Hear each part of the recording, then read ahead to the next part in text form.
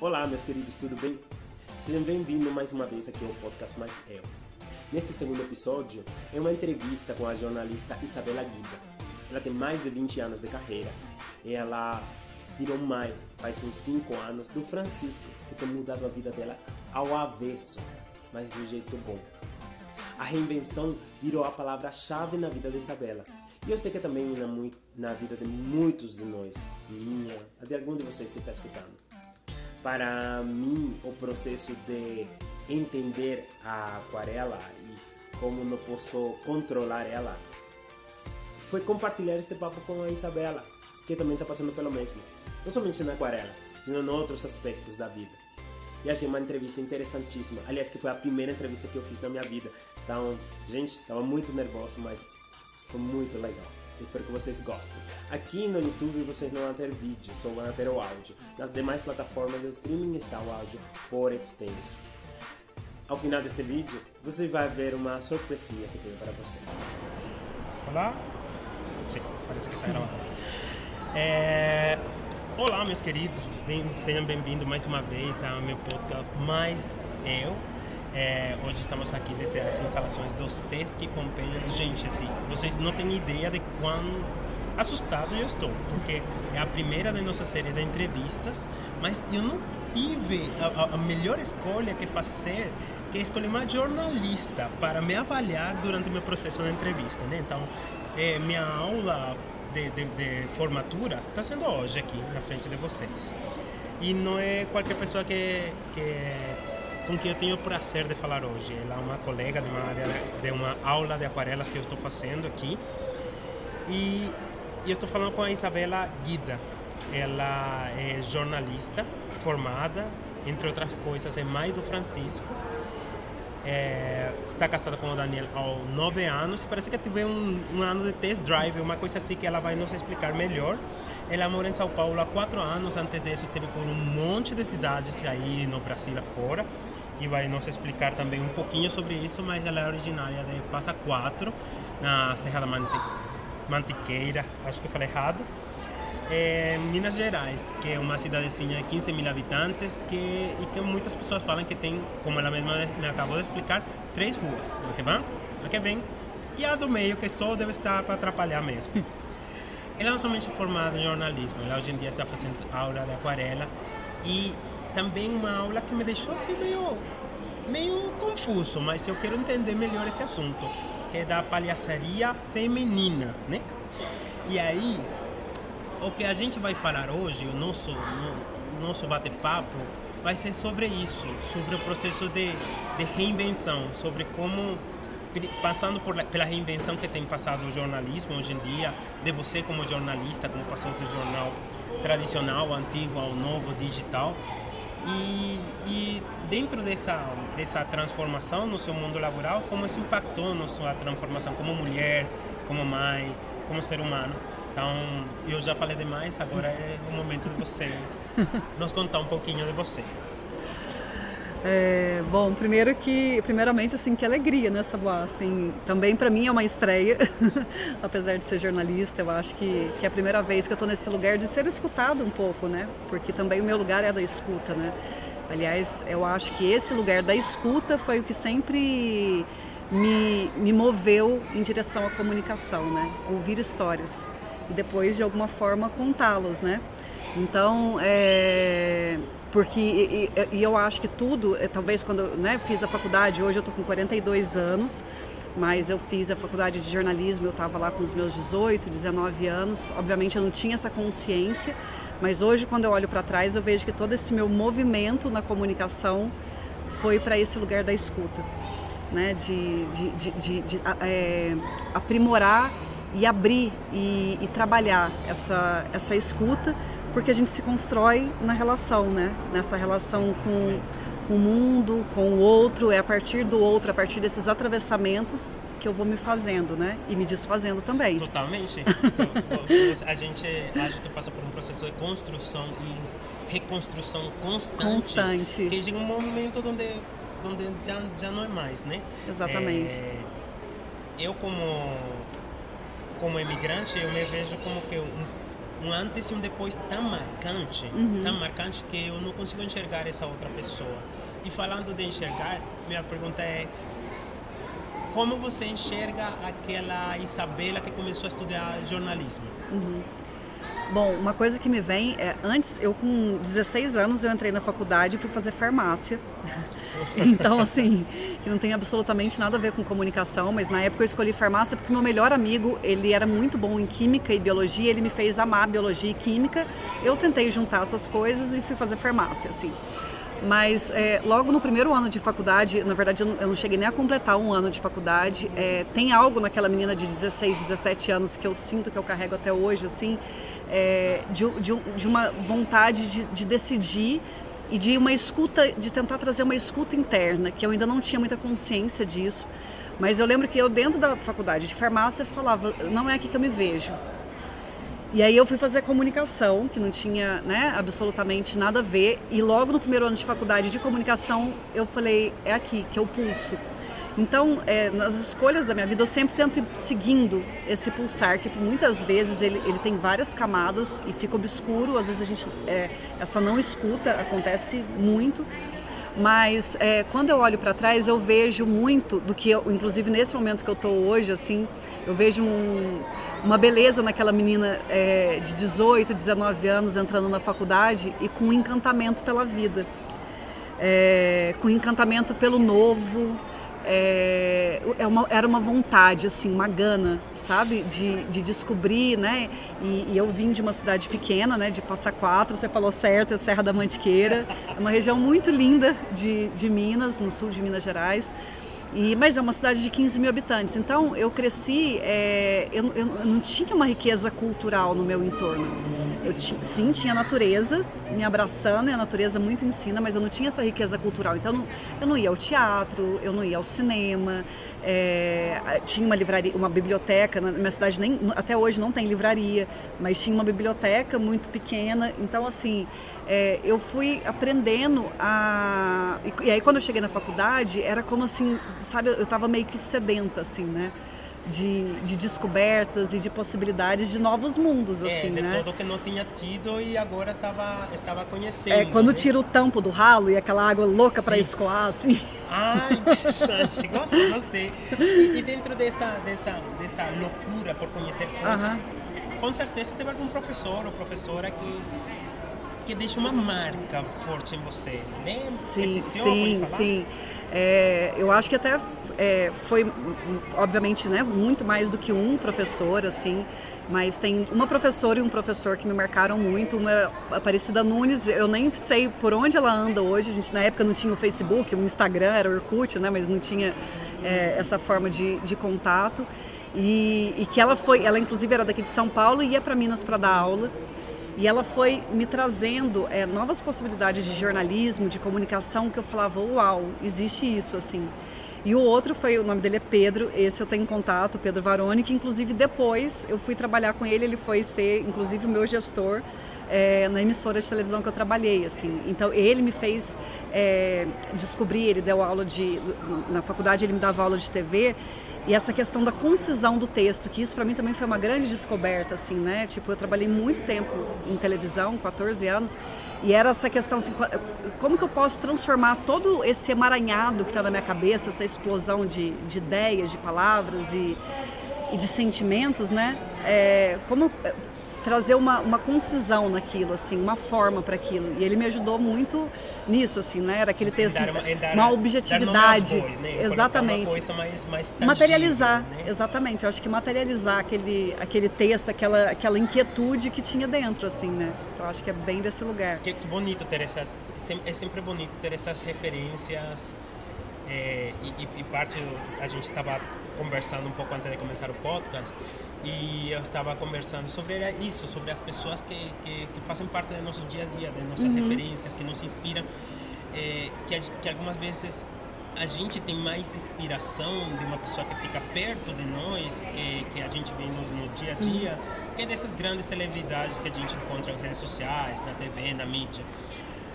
Mas você falou uma coisa interessante dentro disso. Você falou que o professor Pedro ele fez parte da concessão na faculdade e você depois teve a oportunidade de trabalhar com ele. Como trabalhar como professor? cobra mais? Não, você acredita que não? Assim, com ele sempre foi uma relação é engraçado assim, porque durante essa trajetória foi uma relação de muita amizade também, mas tinha uma relação porque enfim, eu sou filha de professora, sobrinha de professor.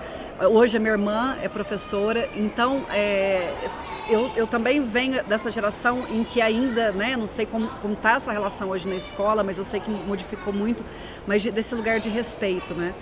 Então eu sinto que é uma relação muito respeitosa.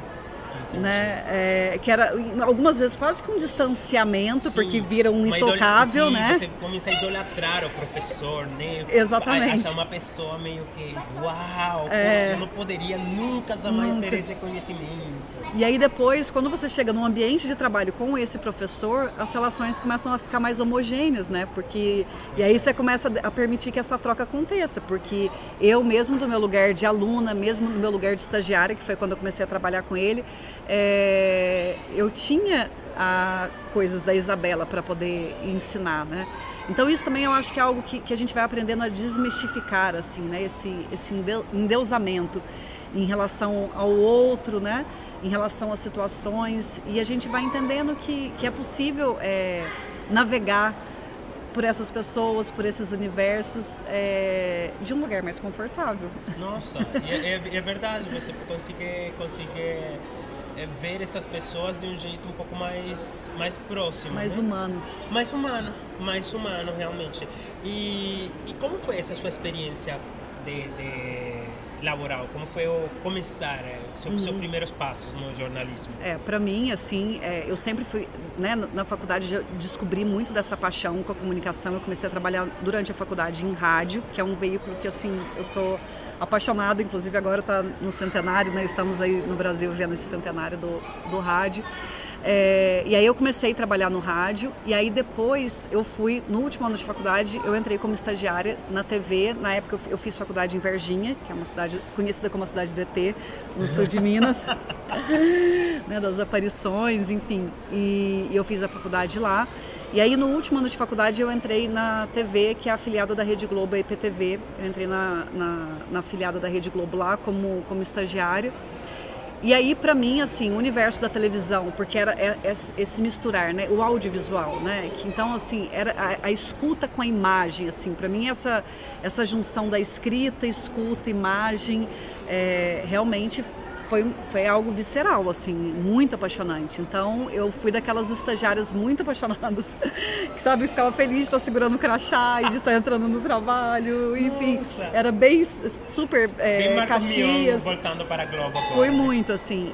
E aí eu fiz isso aí foram 14 anos, assim, né, passando por diferentes momentos, por diferentes experiências.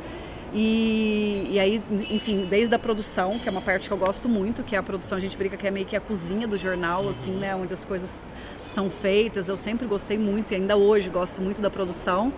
E aí depois experimentando também a parte de edição e roteiro. E até na minha fase final, vamos assim dizer, desse ciclo televisivo, se é que posso chamar assim, né? Daí eu estava na direção de um programa de entretenimento, assim. Mas a televisão, eu falo que a minha comunicação hoje, assim, eu devo muito, eu sou muito grata, assim, a essa experiência que eu tive, assim, né? Foi um universo de muitas descobertas, de muitas histórias que foram contadas, assim, e a televisão tem essa força, né? Ainda quando você está falando, né? No caso, eu estava trabalhando numa afiliada da Globo, então tem uma audiência, chega, assim, né? Aquela história que chega. Hoje em dia, obviamente, eu estou de um outro lugar e vejo de uma outra forma, mas essa minha base, eu falo que foi muito importante para quem eu sou hoje, assim, quando eu olho para a comunicação, sabe? Te formou de um jeito que fez a Isabela que é hoje. Sim, né? Hoje eu vejo, é uma das partes dessa Isabela de hoje, assim, né? Sair de lá, né? Eu tenho 5 anos que eu não estou mais em televisão, mas ainda assim com experiências para o audiovisual, eu devo essa base de toda essa trajetória que a gente vai se construindo juntos, né? Porque eu achava interessante quando às vezes as pessoas falavam assim, depois que eu passo o crachá, ou quando eu passo o crachá, uma pessoa fica em casa e quem entra aqui é a que trabalha. Eu nunca consegui fazer essa separação, assim. porque eu acho que nós somos essa composição, né, de Isabelas. Mas é heterogênea, né? Exatamente. Tipo, mas essa quantidade de pessoas que habitam em mim são as que me fazem ser a pessoa que eu sou hoje. E hoje, laboralmente, estamos onde? Hoje, então, aí há 5 anos, eu já vinha numa caminhada eu diria que uma caminhada de autoconhecimento, assim, né? De tentar olhar, eu acho que quando a gente chega aí, na época eu estava com meus 34, 35 anos, eu comecei a me fazer perguntas existenciais, assim, né? Por que eu estou trabalhando aqui? Faz sentido? Começou a bater uma inquietude em relação à minha rotina de trabalho. Eu sentia que eu ficava muito tempo ali e eu falava, gente, tem que ter vida lá fora, tem mais coisas acontecendo, né? E o trabalho de televisão é um trabalho exaustivo, trabalho de final de semana, feriado, você tem hora para entrar e não tem hora para sair, enfim, todo esse sistema que conhecemos bem. E eu comecei a me questionar. E aí foi quando eu foi um processo, porque eu falo que é um luto, né? Quando a gente resolve se descolar um pouco dessa imagem. E eu comecei nesse processo de descolamento dessa imagem da Isabela do crachá e a Isabela da televisão. E chegou o Francisco. Nesse meio de tempo veio o Francisco, que hoje é meu filho que está com 5 anos. Mas foi louco porque, assim, eu decidi pedir demissão depois de 2 anos me preparando internamente para isso. Eu escolhi pedir demissão, eu pedi demissão 5 dias depois eu descobri que eu estava grávida. Gente! Tipo, você estava se preparando para ser mãe e nem sabia. Exatamente. Que é um trabalho que você não vai poder soltar o crachá, né? Não, esse não. Como tem sido? Uau, é difícil até traduzir a maternidade, eu acho que é muito difícil de traduzir em palavras, porque são muitos sentidos profundos, assim. Primeiro porque eu acho que essa oportunidade, né, essa possibilidade que eu estou tendo de viver essa experiência, o Francisco, ele me desnuda, né? Ele me desnuda, assim. Com criança não tem jogo, né? Com criança não tem jogo, assim. É olho no olho, assim, e é muito olho no olho. Então, ele é meu mestre. Ele é meu mais mestre. Um mestre na vida, né? Mais um. E esse é daquele que do tipo, você não deixa para depois, sabe? Assim, não levanta o tapete e coloca ali debaixo. É agora, assim, é sobre o agora. Eu acho que a criança, ela traz, né, esse senso de presença que a gente, em algum momento também fomos, mas que fica muito esquecido, muito borrado.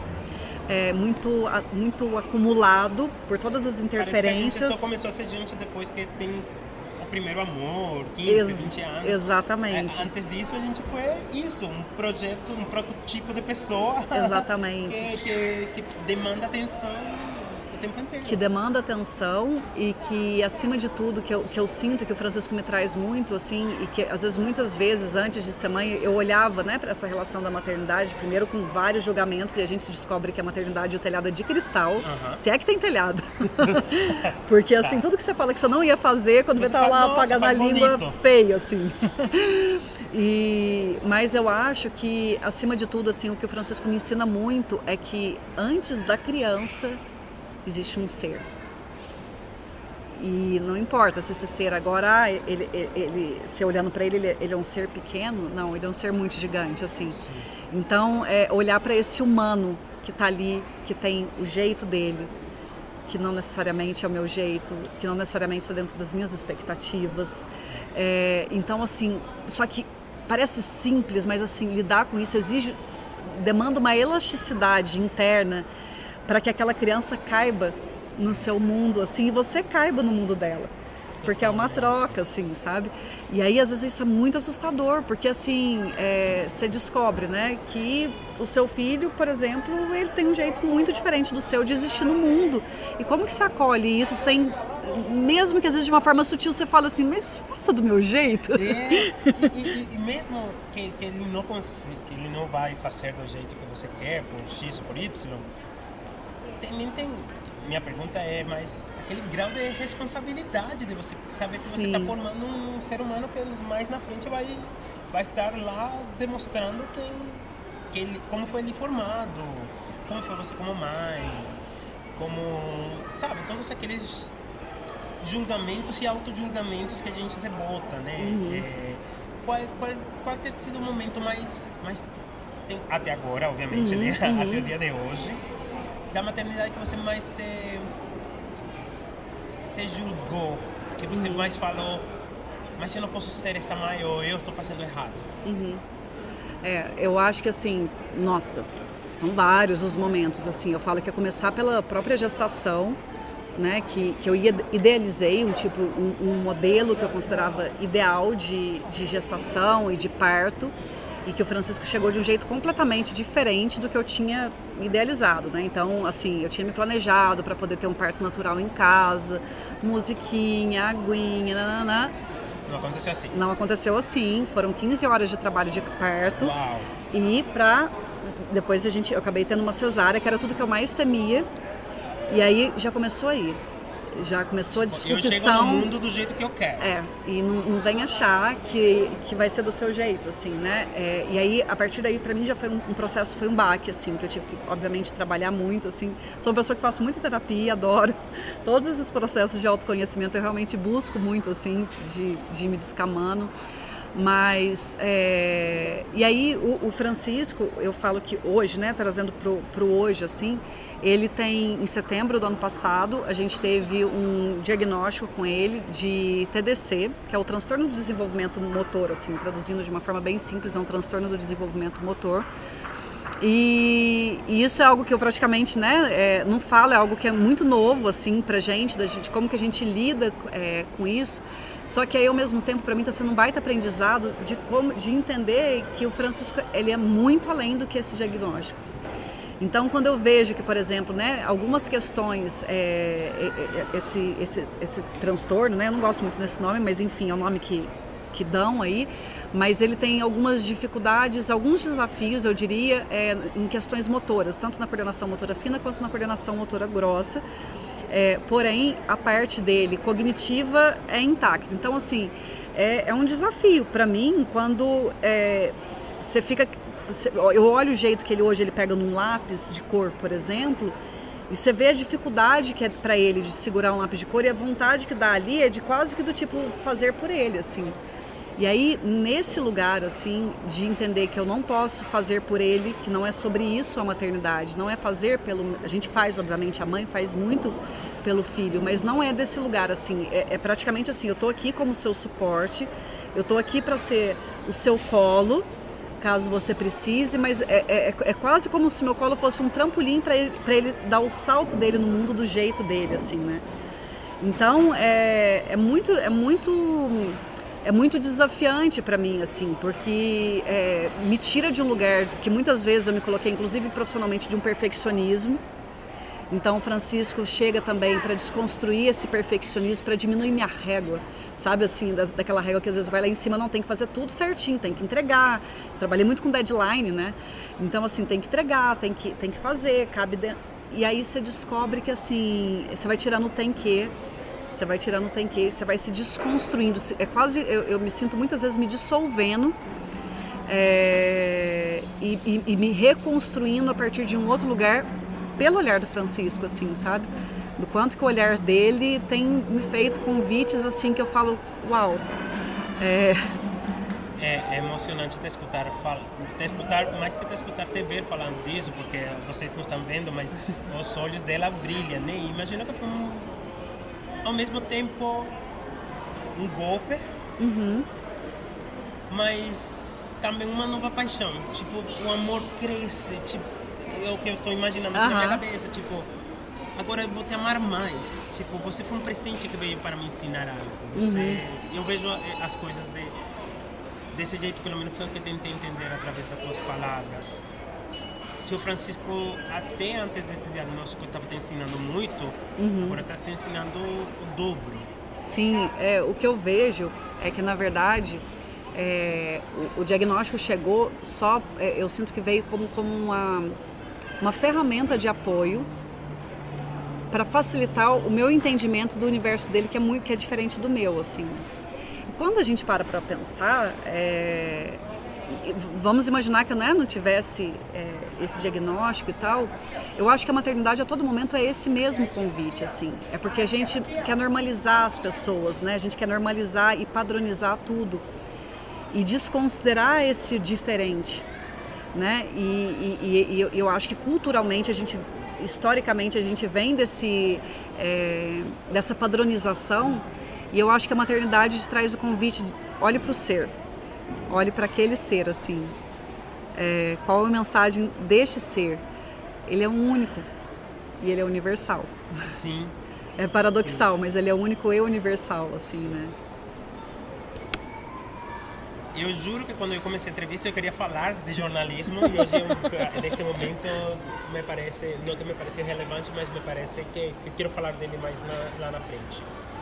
Mas vou me aproveitar de nossa experiência, como eu já falei aqui, a gente se conheceu uma aula de aquarelas, né? Como é a Isabela tentando fazer aquarelas? E minha pergunta neste momento é porque tem a ver o fato de você fazer aquarelas que eu sei por experiência que você não pode controlar, tentar entender esse mundo, essa perca de controle que você teve com o Francisco? Muito, assim.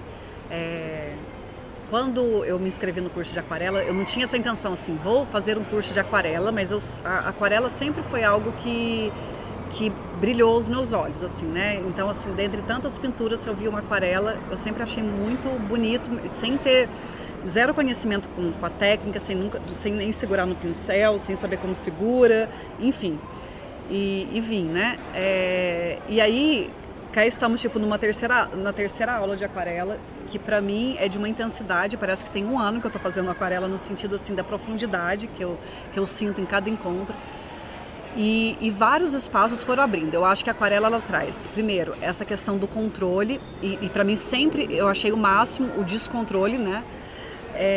Para mim me vem muito a água também, porque eu sou muito terra, sou, né, esse pé que está muito fincado no chão, eu gosto de signos, então assim, eu sou taurina. Então assim, astrologia e a astrologia eu adoro. Você escuta e tem que gostar da astrologia, vai começar a entender. Então, você é taurina, sabe o seu ascendente? Sei, em Câncer, e a minha lua é em Áries. Olha, então temos também umas emoções muito fortes aí, sim, né? Sim. Ser mãe foi um jeito de te completar também, né? Exatamente. O Francisco é Câncer, ascendente em Câncer, então imagina. Emoção pura. É pura. Mas o que eu sinto, assim, a aquarela, ela traz, né, essa água que eu deixo entrar para trazer mais fluidez, mais descompasso, né, essa falta de controle. E uma coisa que tem me vindo, assim, também nessas experiências com a aquarela é a questão das camadas. Então, assim, a partir do momento que eu vou colocar, no caso da aquarela, a gente vai colocando camadas ali, né? E o que eu sinto é justamente que eu vivo esse momento de desconstruir as minhas camadas, assim, de ir abrindo espaço para aquele tom da aquarela quase muito aguado, assim, muito aguado, e aí eu vou brincando com esses tons. E por incrível que pareça, assim, um dos desafios do Francisco, por exemplo, na escola, é justamente com essa parte da pintura, obviamente, porque, né, envolve a questão da coordenação motora, ele tem uma hipersensibilidade, então para ele é um pouco desafiante a tinta, a sensação da meleca, ali, da mão que suja e tal. E eu comecei a fazer aquarela sem, em nenhum momento passou pela minha cabeça o Francisco, porque eu comecei como uma busca mesmo, como dentro de uma série de escolhas que eu venho fazendo, de experimentar coisas que eu nunca fiz e que não estejam vinculadas, né, necessariamente ao jornalismo. E aí, eu em casa, lá com os meus pincéis, achando o máximo, bem uma adolescente, ou uma criança quando vai na papelaria comprar o material escolar, eu chegando com o meu material e com o cheiro da tinta, né, achando incrível. E aí eu comecei a brincar ali, né, porque tá nesse lugar também da brincadeira, desse resgate dessa criança que em algum momento ficou lá atrás esquecidinha. Eu comecei a brincar e ele começou... Foi um processo tão natural, assim, até o meu marido o Dani falou assim, Isa, olha isso, assim, ele começou a querer sentar do meu lado, mamãe, posso desenhar junto com você? Posso colorir? E aquilo tem trazido, e agora em casa, todos os dias eu já deixo montado na mesa da sala de jantar, porque não tem, né, ateliê, apartamento, é onde dá, num cantinho ali, é onde eu faço aquarela. E ele junto. Então ele tem o caderninho dele, o pincel dele, e aquilo também, em algum momento, de um campo muito sutil, assim, teve uma engrenagem entre eu e ele, teve uma conversa ali, sabe? Dele também sentir confiança de que ele pode fazer do jeito dele e que vai ter espaço para isso, assim. E aí com isso, na escola, ele sentiu um pouco mais de coragem. Então, assim, percebe como é louco, né? Essa questão da maternidade, assim, eu fiz uma escolha que não foi intencional, foi uma escolha muito pessoal, sem imaginar aonde essa escolha pudesse levar, e continuo sem saber. Eu realmente vim desse lugar de não ter uma expectativa, assim, né? Porque eu não penso em ser uma aquarelista e tudo. Apesar de eu estar muito apaixonada pelas experiências que eu estou vivendo, mas é muito mais por essa brincadeira. E aí, de repente, o Francisco entrou nessa brincadeira junto comigo, assim. E de repente algo se abriu nele. E algo se abre em mim. Que lindo. Nossa, é isso. Volto a falar, é emocionante. Chegou um momento onde você estava falando, começou a falar do Francisco e de tudo, né? E da perca do controle, e no momento na minha cabeça fez assim como que, gente, ela está falando de aquarela, porque eu tenho essa experiência com aquarela para mim também tem sido muito isso, tentar não controlar tanto, porque você está desenhando com água, então, tipo, desenhar com água é complicado, é muita coisa, né? Mas aí você estava falando disso e de como você tinha sido controlada, e o Francisco te tirou disso, e lembrei a aquarela também te tira um pouco disso. Então, olha que bonito como isso transformou vocês, certo? E agora, falando ainda mais da maternidade, você fala que tem 42 anos, o Francisco tem 5, então, tipo, eram quase os 40 anos quando você decidiu. Eu fui mãe com 37. E aí, como foi isso? Como foi para você? Como foi para o Daniel? Como foi esse assunto? Bom, o Francisco, eu falo que ele foi fazendo bem, eu acredito, né, isso é uma crença muito pessoal, assim, mas eu acredito que os filhos, eles escolhem, né, os pais, assim. E o Francisco, quando eu olho para trás, assim, hoje, olhando para trás, eu vejo quanto que o meu terreno foi sendo preparado para a chegada dele, assim, sabe? A gente, desde os 30, a gente casou com 33 anos, estávamos com 33, né, o Dani e eu. E aí eu com 34, a gente já estava querendo engravidar, mas eu demorei para engravidar.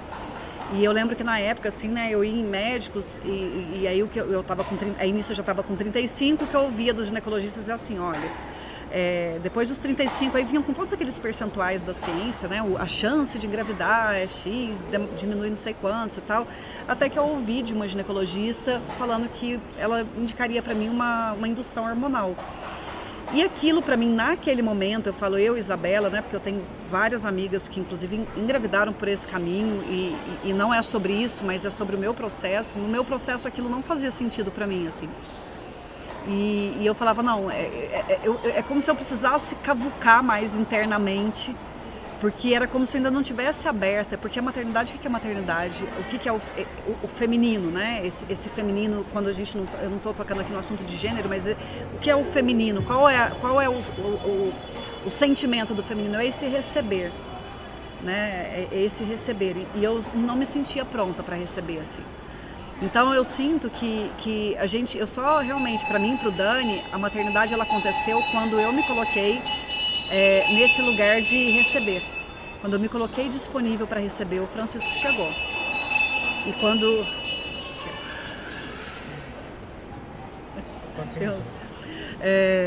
a gente está aqui no Sesc, do lado de um espaço de brincar, então tem crianças brincando.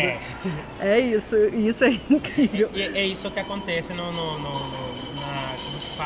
os detalhes técnicos com que a gente tem que lutar. Lidar. Vamos aquarelar a situação. Sim. E aí, para mim, então, eu falo que o Francisco ele existiu quase como um tempo preparatório interno meu para essa chegada, para receber esse filho, assim, sabe? Então, quando eu me vi realmente nesse lugar de receber, e aí o receber é literalmente também abrir mão de muitos controles, de muitos eu acho que, ou eu tenho certeza que, aliás, as certezas é o que, assim, eu falo, gente, hoje em dia eu tenho até medo de falar, não, é por aqui, porque assim, as certezas foram ruindo, assim, né?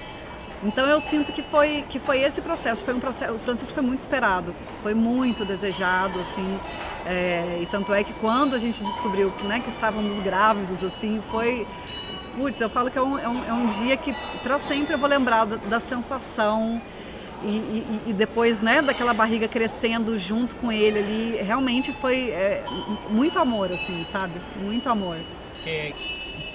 Você falou em um momento da conversa, você falou de uma palavra que para mim é uma palavra que no começo me dava até coceira. Anos atrás eu não achava prático, não achava interessante, não achava válido fazer dentro da minha vida, que é terapia. Hoje em dia eu faço, né? Sou defensor, sou evangelista. Como você ainda faz? Como é fazer terapia para você?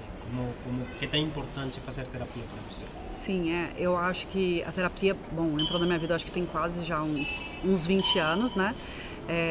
Antes de, talvez um pouco menos, uns 15 anos, porque antes de fazer terapia, eu vivia exatamente naquele lugar, assim, de acreditar que sempre o problema era com o vizinho ali, com o outro, né?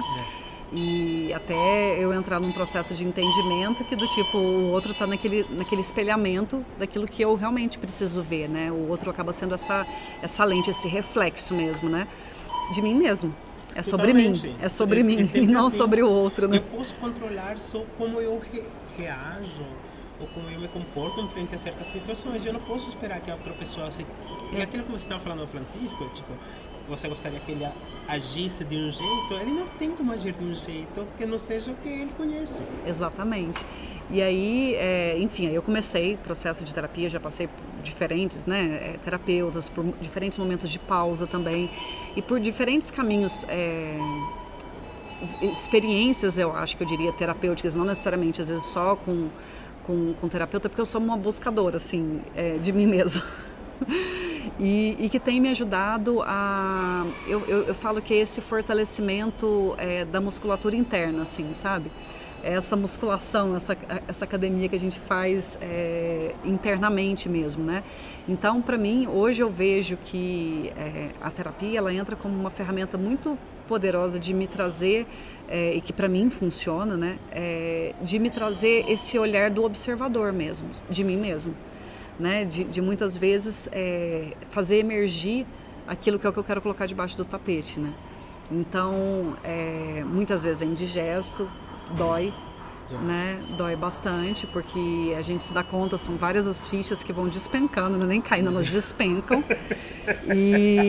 Mas eu vejo que para o meu existir no mundo, assim, se eu não me conheço, se eu não entendo como funciona, quais são os gatilhos que em mim acionam, eu acabo tendo uma visão muito pouco, muito pequena, assim, e eu acabo me fechando também para outras possibilidades, sabe? Então eu sinto que essa jornada de autoconhecimento que vai desde uma terapia até os cursos que eu venho fazendo, o que a gente está experienciando para mim aqui na Aquarela é muito terapêutico. É desse lugar terapêutico, assim, desse lugar em que eu paro por 3 horas da minha semana, eu organizo toda a minha rotina para conseguir estar aqui, adianto o meu trabalho para conseguir estar aqui e dedicar essas 3 horas. Como que é a Isabela, quando ela segura no pincel, assim, eu estou ansiosa hoje, como eu me sinto? São perguntas que eu vou fazendo quando eu me coloco ali diante, né, daquele momento, daquele espaço. Então, eu acho que não necessariamente é a figura de um terapeuta, apesar que eu tenho lá minha terapeuta Jussara, querida, que toda semana ela me ouve, mas assim, é esse processo de ir se perguntando a partir das experiências em que a gente vive. Quem está ali, assim, com qual grau de presença eu me coloco diante daquela situação, né? E aquela vontade, aquele desejo, ele vem de onde? Ele é meu mesmo? Ele é genuíno? Ou é o que esperam de mim? Né? Então, essas perguntas vão meio que surgindo e nesse sentido eu acho que a terapia me ajuda muito, assim, essa ampliação de perspectiva sobre mim mesmo. E aí eu me sinto mais inteira para o mundo. Claro, e a terapia tem a fazer isso. Eu lembro, eu comecei bem antes da pandemia, hoje em dia estou com o meu quarto terapeuta, por questões tive que trocar de um para outro, saindo da plataforma onde eu estava e tal. E o atual, eu brinco com meu marido, tipo, eu não sei se quero continuar fazendo terapia, ele não responde as coisas que eu quero. É isso. Ele fala que eu estou errado, mas, claro, não é aquele tom de brincadeira, e não é que sempre você esteja errado, é que o interessante da terapia é como ela vai te desconstruindo para voltar a te construir. E você, acho que você falou que é indigesto, se tem momento que eu tenho descoberto que eu sou um ser humano péssimo, então, tipo, eu li uma vez na internet que tem um negócio, você não faz terapia porque você tem problema. Todos temos problemas. Faz terapia quem quer resolver os problemas, quem quer achar uma solução para os problemas, né? E eu particularmente acho isso muito interessante. Acho muito interessante. Imagino, foi fundamental fazer terapia para entender o processo com Francisco depois do diagnóstico dele? Eu, na verdade, já fazia antes, né, do diagnóstico e eu acho que, assim, para mim, talvez, como eu já venho há um tempo, assim, me olhando, eu acho que, na verdade, assim, receber, talvez, se eu não tivesse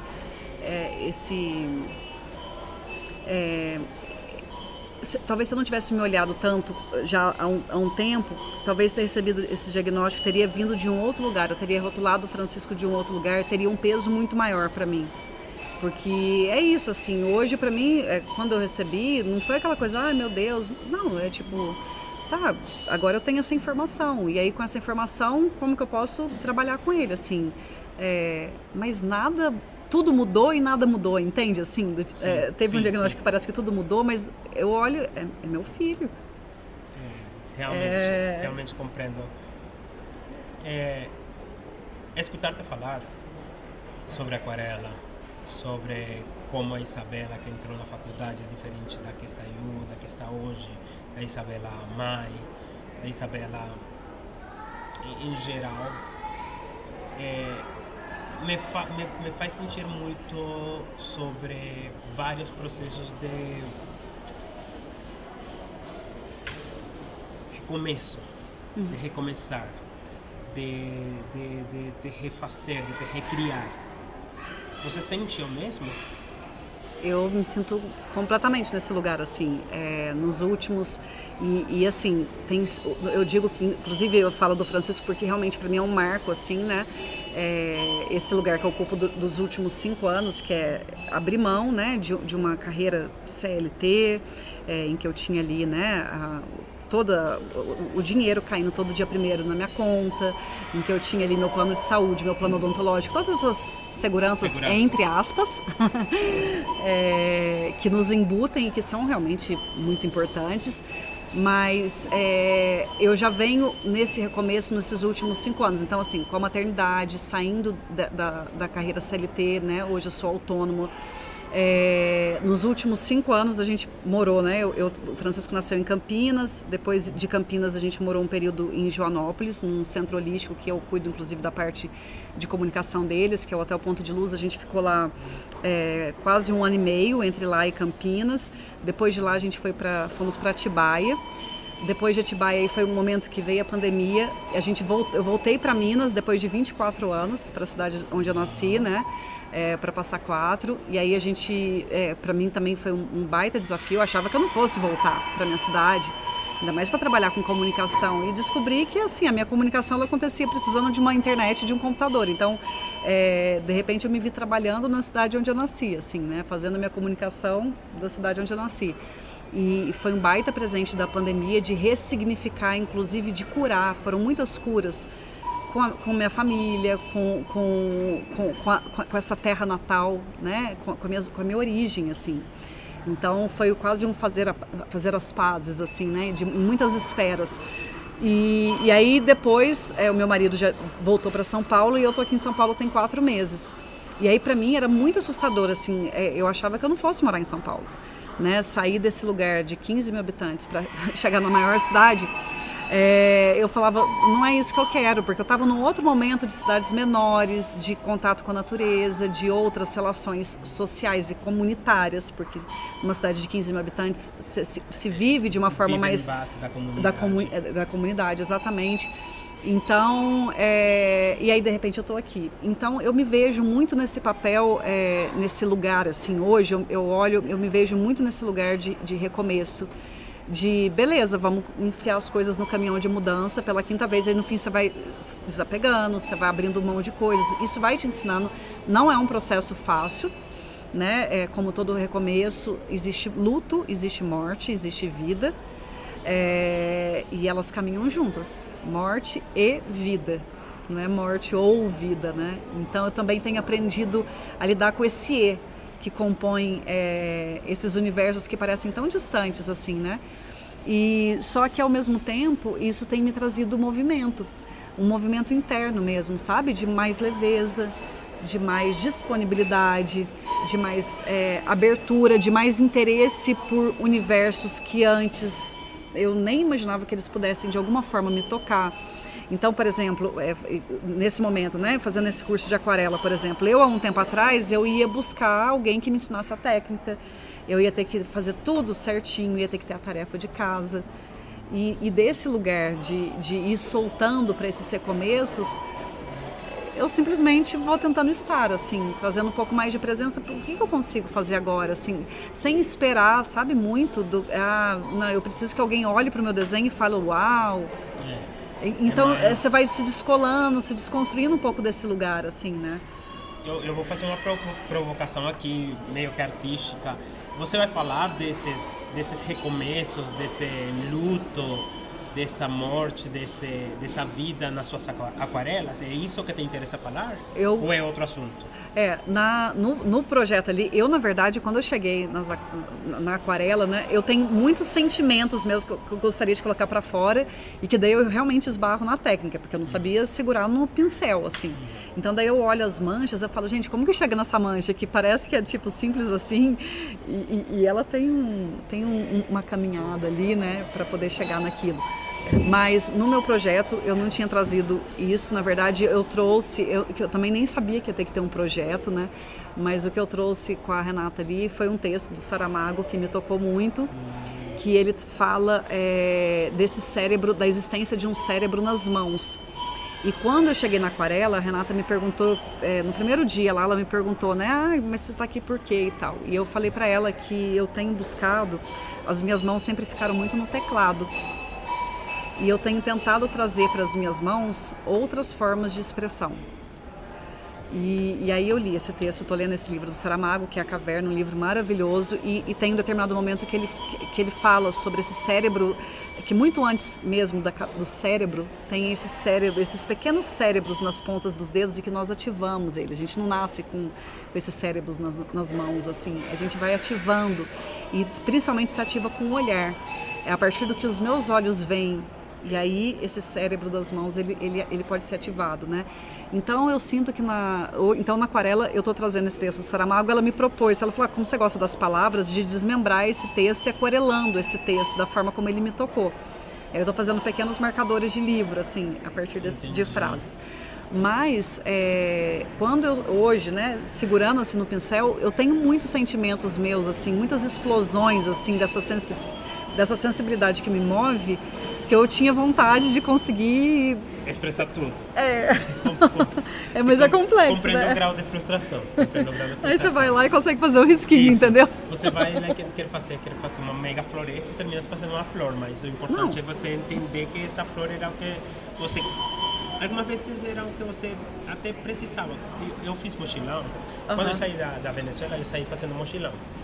Eu lembro que uma das primeiras coisas que aprendi foi que você não vai ter a carona que você precisa, que você quer, senão que você precisa. E quando você começa a deixar de ter controle sobre, não deixar, mas a tentar se cobrar tanto por ter controle sobre as coisas funcionam melhor. E eu tive muitas caronas enquanto estive fazendo mochilão aqui no norte do Brasil e no sul e naquela parte do oriente do Peru. E todos me levaram ao lugar que eu precisava, não ao lugar que eu queria. Então, acho que a aquarela tem muito a ver com isso. Alguma vez a aquarela te leva ao lugar que você precisa e não ao que você quer. Então, é isso. Só falando, para dar um fechamento aqui no assunto, onde está hoje a Isabela comunicadora? Bom, eu continuo desde que eu saí da TV, né? Eu passei por um processo de reinvenção. Reinvenção, acho que é a palavra que fica, né? É a palavra do dia. Tá. E aí eu acabei, na verdade, indo mais para a comunicação das mídias, né? Digitais. Então, hoje eu trabalho com isso, assim. fui aprendendo também, porque foi um universo bem novo para mim. Então, desde a construção de narrativas para mídias sociais, até, por exemplo, produção e coordenação de produção de webséries. Então, eu fui também descobrindo novos mundos de comunicação, né? Hoje eu trabalho com isso, principalmente focado no audiovisual e nas redes sociais, mas essa construção de novas narrativas, né? Então, eu falo que a comunicação é minha paixão, é o que me move, assim, eu gosto muito, muito. Mas eu passei a entender que não necessariamente a minha comunicação ela precisaria estar vinculada a uma função, um cargo, né, que eu ocupava. Então, assim, então hoje eu estou como produtora, amanhã como editora. E hoje eu vejo que tudo isso conversa, assim, né? E nesse sentido eu acho que a internet me ajudou bastante, porque também ela abriu um universo de possibilidades que eu não me via trabalhando na internet.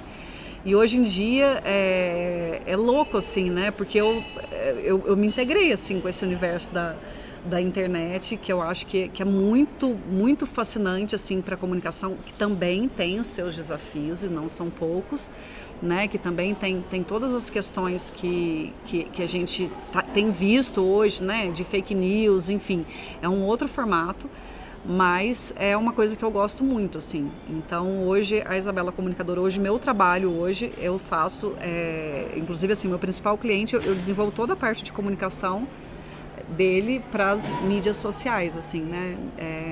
Que era algo que eu achava que... Imagina, vou escrever um texto para o Instagram, mas é tão pequenininho o texto, ou então... eu achava que era pouco, assim, né? E hoje eu vejo a força que é, assim, né? Você pega o Francisco, por exemplo, né? Eu dou o exemplo do meu filho, mas que a geração dele não sabe o que é Globo, não sabe o que é SBT, não sabe o que é Record, né? Da mídia televisiva, ele sabe o que vem no Netflix, no YouTube. Então é uma outra relação com o que ele consome também, né? De comunicação, assim. Então eu acho que isso foi muito legal, porque também permitiu uma democratização do conteúdo, né? Porque eu não assisto o que me é imposto, senão o que eu quero assistir. Exatamente. Ainda tem. Tem, uma certa imposição. Sempre tem, mas é de um outro lugar. Assim, se a gente quer, de uma certa forma, a gente consegue mais autonomia, né? A gente tem um pouco mais de autonomia para as nossas escolhas e para aquilo que a gente consome. É verdade. Né? E se tivesse que dar um conselho para alguém que quer entrar nesse mundo da comunicação, bem seja digital ou na área do jornalismo, qual seria? Olha, que difícil essa pergunta. Mas o que me vem, assim, hoje eu sinto a comunicação em mim muito como esse lugar da escuta, sabe? De estar disponível para novos mundos, assim. É a partir do olhar do outro que eu me construo, que eu me faço, e é dessa troca. Então, assim, porque às vezes, eu lembro muito na faculdade, a gente chega às vezes com até uma certa arrogância, né? Tipo, mais na época que eu trabalhava em televisão, então assim, é o aparecer, tem um ego ali e tal. E hoje eu vejo que a comunicação é muito desse lugar assim de dar voz para vozes que muitas vezes não são ouvidas. Então assim, de abrir esse espaço, sabe? De ser esse canal. Então eu sinto que é muito desse lugar assim da observação, né? Como o mundo me chega, que mundo me interessa, assim. E de ir trazendo esses mundos, esse olhar. Antes eu achava que na televisão tinha muito essa questão, né, do tipo, você entrava e aí você ia gravar um texto, você passava por fono para poder tirar o R do caipira lá, o porta, a porteira, né? Então você era treinado para poder trazer o R que era um sotaque ou do carioca ou o porta, né, do paulista, que para mim era um sofrimento, porque eu sou do sul de Minas, numa região que é divisa com o estado de São Paulo, que é o porta, porteira, portão, né? E aí na época a gente era treinado para tirar isso. Você é treinado, a roupa que você tem que vestir mudou muito, né? Mas antes você assistia um jornal nacional, você não sabia de onde aquele repórter era. E hoje é muito lindo quando você ouve um sotaque e você vê, ele é da Bahia. Não, esse é do sul do país, essa daí é mineira, sabe? Então eu acho que também manter, trazer... É mais o que eu tenho a falar que como eu estou falando disso.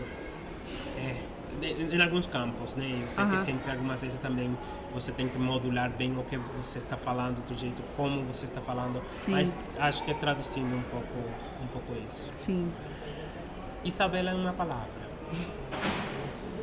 Agora eu fiquei com a reinvenção na cabeça. Né? Reinvenção. Reinvenção, Isabela, é a reinvenção. E aquele livro que te marcou, que você está lindo, que você acha que está na sua lista, que você vai ter que ler, mas que você fala, é aquele livro que não pode faltar na vida de ninguém. Uau.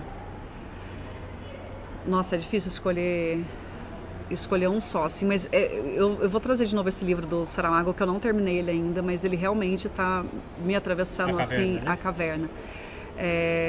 De um lugar assim, porque ele traz muito as questões, né, do capitalismo, ele é muito político, é um livro político, assim, mas, enfim, com toda a delicadeza e profundidade e sabedoria, assim, do Saramago. E acima de tudo, ele tem uma simplicidade, assim, sabe, na narrativa, assim, e talvez porque foi muito de encontro com esse momento que eu estou vivendo da aquarela, da arte, né, e o livro se trata de uma família de oleiros, ceramistas, então eu acho que também vai muito nesse encontro desse momento meu agora, que é esse resgate desse fazer com as mãos, assim. Entendi. Eu acho que é isso. A partir desta entrevista e em todas as seguintes entrevistas, eu vou fazer um playlist sobre as músicas. Sabe aquela música que te emociona, aquela música que é para botar para valer, para fazer academia como é que e tal.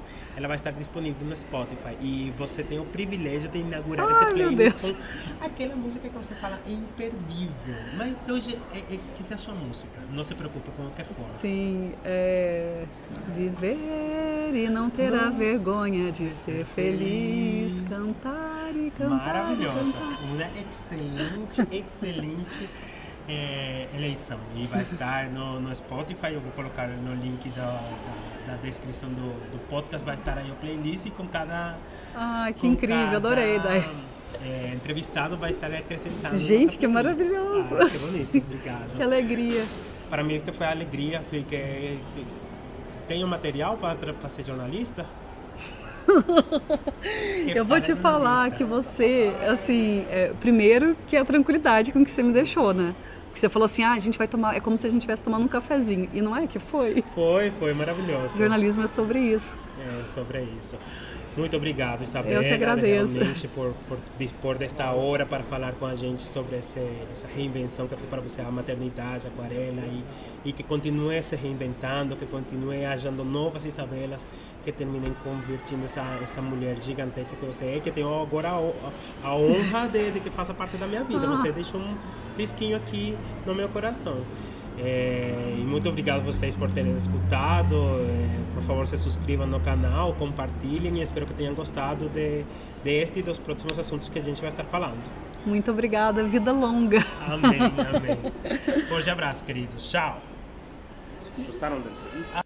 Realmente estuvo muito boa e deixou muitos aprendizados. Para mim foi uma experiência incrível. A Isabela abrir o coração do jeito que ela falou da maternidade, das suas experiências com Francisco. Realmente foi maravilhoso. Mas como o prometido é uma dívida, eu falei que no final do vídeo ia a falar sobre o segundo lançamento que vamos ter nesta semana para fechar a semana da abertura do podcast Mais Eu. E é o lançamento do meu livro de contos Imagina Dragões. Este livro vai estar disponível para comprar no Amazon e também você vai poder solicitar uma cópia dele no link que aparece aqui na descrição do vídeo. Então, se você gosta de contos, já está a partir da meia-noite nas nossas plataformas de Amazon Prime, Amazon Reading. Você vai poder comprar aí o livro no formato digital, ou você vai poder solicitar uma cópia do mesmo através do link que aparece aqui na descrição.